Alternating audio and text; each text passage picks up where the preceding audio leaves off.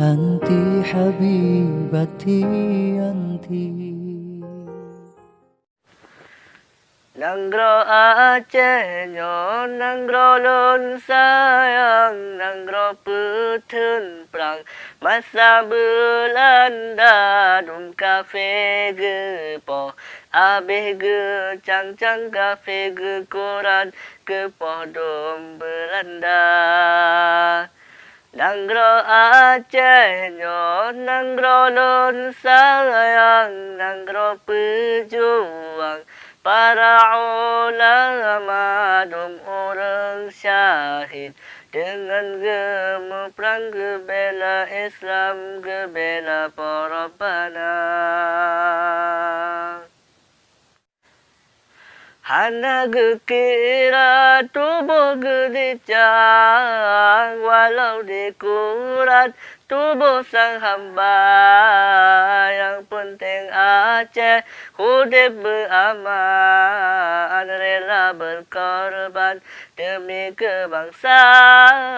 Hana getakut tubuh gedicang walau dikurat tubuh sang hamba demi Aceh hidup beraman rela berkorban demi kebangsa.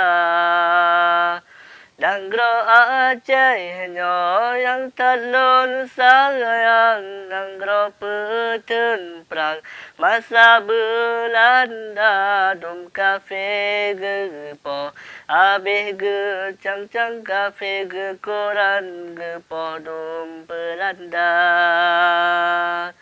Nanggro Aceh nyo yang talun sayang nanggro pejuang para ulama dum orang syahid dengan gemuk perang gebela Islam gebela para panah.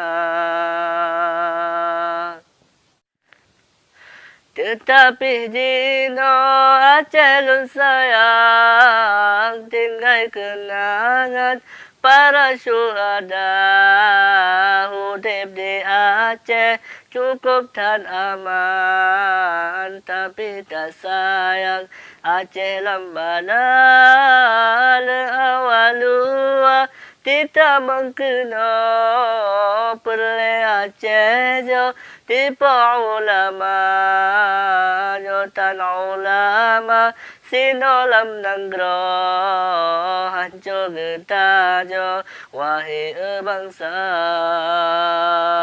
Nanggro Aceh nyo yang talun sayang nanggro pejuang para ulama dum orang syahid dengan gemuk perang gebela Islam gebela para panah.